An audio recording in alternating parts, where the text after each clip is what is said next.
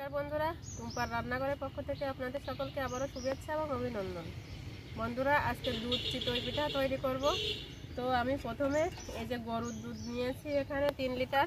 এই গরুর দুধ গরম করে একটা রস তৈরি করে নেব গুড় আর চিনি দিয়ে। এই দুধের ভিতরে দিয়ে দেব এই যে পাটারি গুড়, খেজুরের গুড় দেখেন, আর 1 চামচ চিনি দেব এই চামচটা।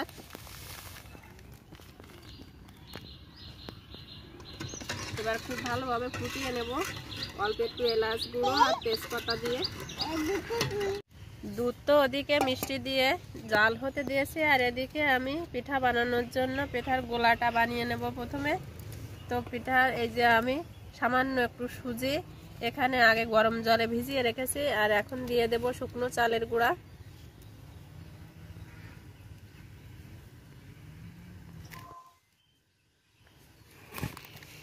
আমি এই ছোট বাটিটা মেপে 4 বাটি চাউলের গুঁড়া নিয়েছি, আর এর ভিতরে দিয়ে দেব 1 বাটি ময়দা, স্বাদ মতো লবণ, আর দিয়ে দেব এই যে বেকিং পাউডার 1 চামচ।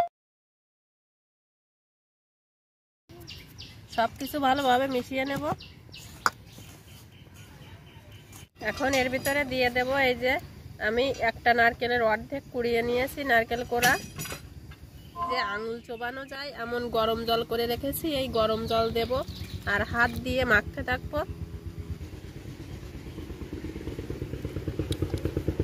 জলটা অনেকটাই গরম আছে। জল দিয়ে আমি এরকম করে অনেকক্ষণ সময় নিয়ে 5-6 মিনিট আমি এইভাবে মাখতে থাকবো।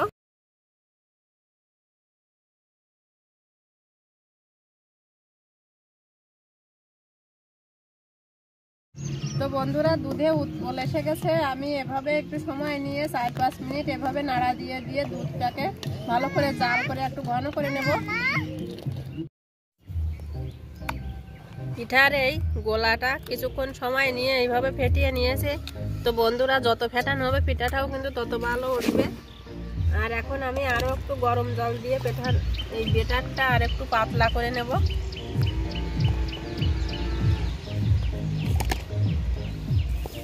দুধ রসটা আমার খুব ভালোভাবে জাল করা হয়ে গেছে, এখন নামিয়ে নেব।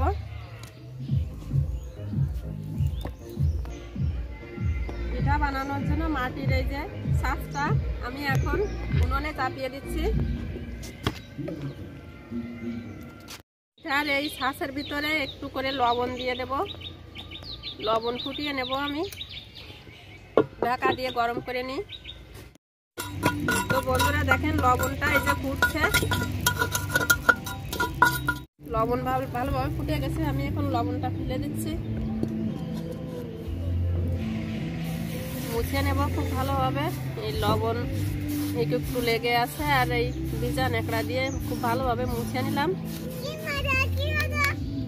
এবার একটু তেল ব্রাশ করে নেব।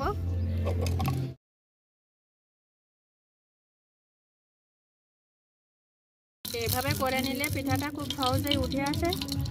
এই যে পিঠার গোলাটা তৈরি করে রেখেছি, এই পিঠার গোলাটা খুব ভালোভাবে আর একটু সবকিছু মিশিয়ে এখন আমি সরাসরি ছাঁচের উপর দিয়ে দেব।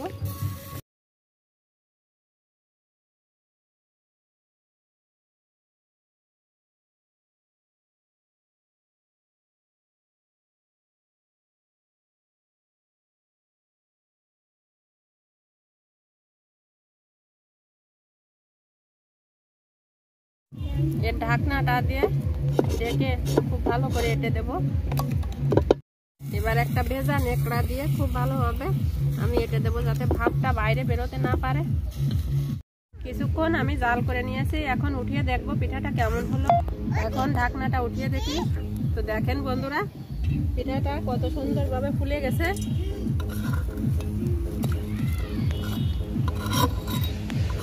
সবগুলো পিঠাই খুব সুন্দরভাবে এই যে বুকটা দেখেন ফুলে উঠেছে।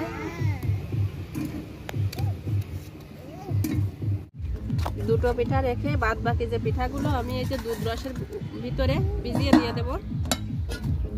আবারও ছাঁচটা খুব ভালোভাবে মুছে নেব।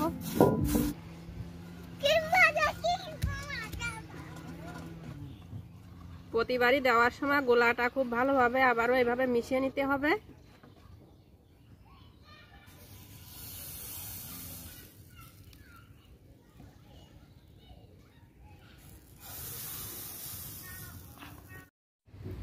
ঢাকনা দিয়ে ঢেকে দেব। ভেজা নেকড়াটা দিয়ে আবারও এভাবে কেটে দেব।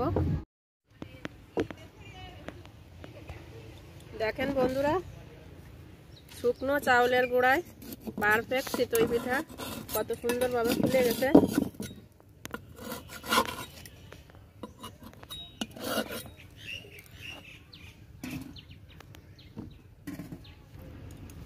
তো বন্ধুরা, আমি তো আজকে টিপসটা আপনাদের দেখালাম। আর এই যে শুকনো চালের গুঁড়ায় একেবারে ফুলকো ফুলকো চিতই পিঠা, এই চিতই পিঠা দুধে ভেজালে আরও বড় হয়ে যাবে।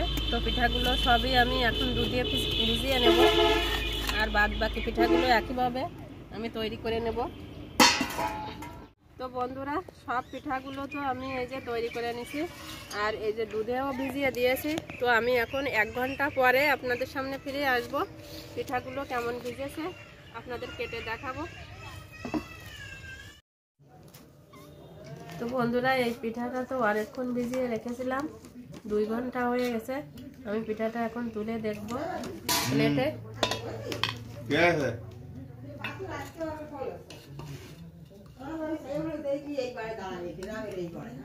দেখেন পিঠাগুলো, দেখুন বন্ধুরা, পিঠাগুলো তুলতে তুলতেই ভেঙে যাচ্ছে, তাহলে কতটা পারফেক্ট ভাবে পিঠাগুলো হয়েছে। আর পিঠাগুলো ভিজে গেছে, এই যে দেখেন ভিতরে জালি জালি, খুব সুন্দরভাবে পিঠাগুলো তৈরি হয়েছে। তো বন্ধুরা, আমার এই রেসিপিগুলো যদি আপনাদের ভালো লাগে তাহলে আমার ভিডিওতে অবশ্যই লাইক, শেয়ার ও কমেন্ট করবেন। আর সকলে আমার ছোট্ট চ্যানেলটিকে সাবস্ক্রাইব করে পাশে বেল বাটনটা ক্লিক করে সকলে আমার পাশে থাকবেন। সকলে ভালো থাকবেন, সুস্থ থাকবেন। ধন্যবাদ।